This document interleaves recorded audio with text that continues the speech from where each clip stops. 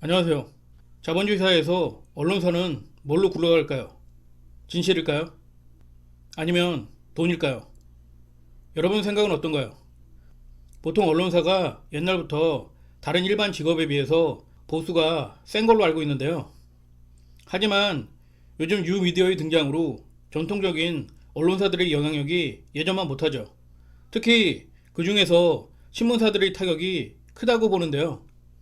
왜냐하면 구독자가 시간이 갈수록 줄어들고 있기 때문입니다. 근데 비싼 기자들 월급이 하늘에서 뚝 떨어지는 것도 아니고 진실을 보도한다고 돈이 되는 것도 아니거든요. 따라서 상대적으로 광고주의 영향력은 더욱 커질 수밖에 없다고 봅니다. 그럼 여러분들은 누굴 위한 기사를 쓰겠습니까? 구독자요?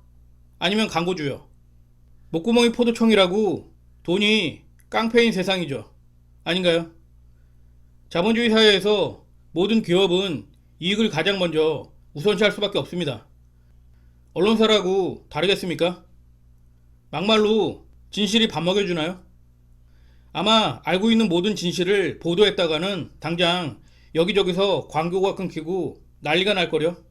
세상이 그렇다는 겁니다. 제가 말했죠. 여러분은 그냥 일용할 양식이라는 걸 아셔야 합니다.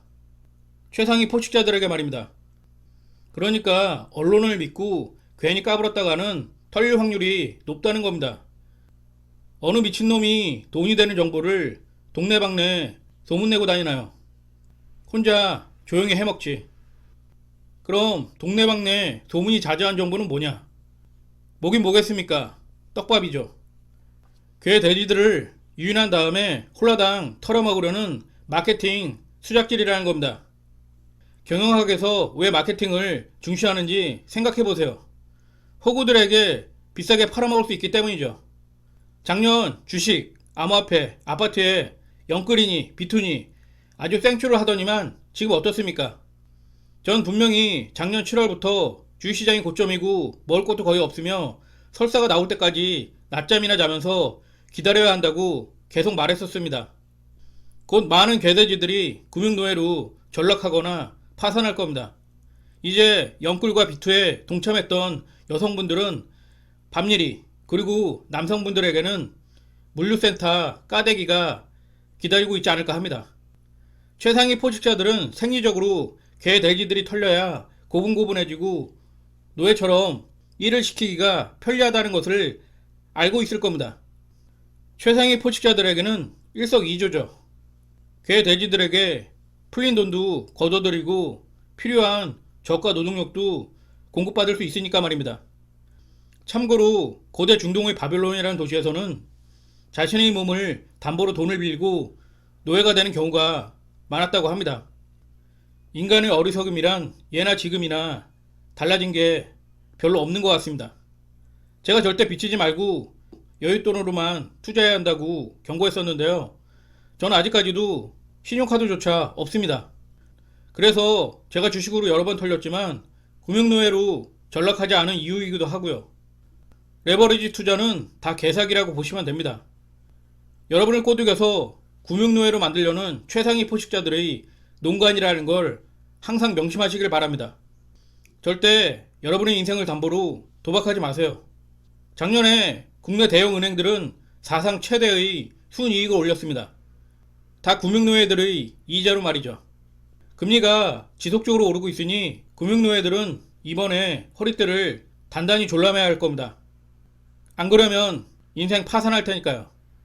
아무리 금리가 싸다고 돈을 함부로 빌려 써도 되나요? 남의 돈 무서운지 알아야죠. 탐욕에는 대가가 따른다는 것을 가슴속 깊이 새기시길 바랍니다. 잠시 이야기가 옆으로 샜는데요. 오래전에 모 기자가 차를 선물로 받고 어느 상장사의 호재성 기사를 써줬다가 구속된 뉴스를 인터넷에서 본 적이 있었는데요. 요즘은 안 그럴까요? 이건 제가 검색해서 찾아낸 뉴스 헤드라인인데요. 여러분은 어떤 생각이 드시나요? 사실 언론은 주식 투자를 하는 데 있어서 별로 도움이 안 된다는 것을 이해하셔야 합니다. 오히려 현혹시켜서 이용당할 확률만 높다는 겁니다.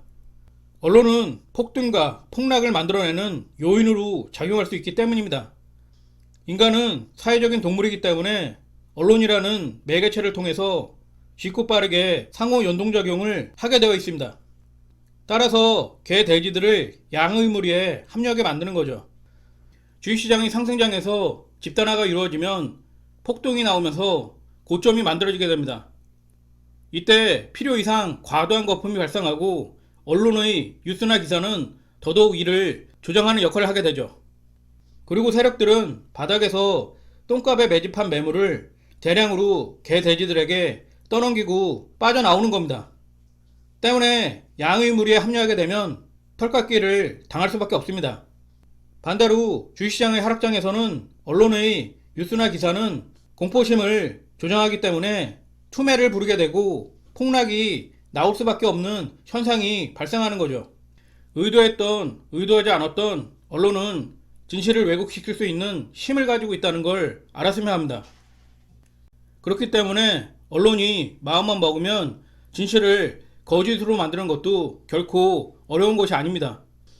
여러분에게는 지금 언론의 뉴스나 기사가 진실이 아닐 수도 있다는 인식의 대전환이 필요합니다. 언론의 뉴스나 기사를 보고 그걸 곧이곧대로 믿을 필요가 없다는 겁니다. 진실은 왜곡될 수 있는 특성을 가지고 있기 때문입니다. 또한 진실은 누군가 여러분에게 떠먹여주는 것이 아니라 여러분이 직접 스스로 찾아 나서야 한다는 겁니다. 그게 귀찮고 싫다면 여러분은 이용당할 확률이 높아진다는 것을 명심하십시오. 최상위 포식자들에게 말입니다. 그들은 자신들의 기득권을 지키기 위해서 수단과 방법을 안 가리는 특성을 가지고 있죠. 한번 맛본 기득권이라는 주의는 절대 양보할 수 없는 것이기 때문입니다. 조선시대 양반들이 왜 그렇게 유교에 집착했을까요?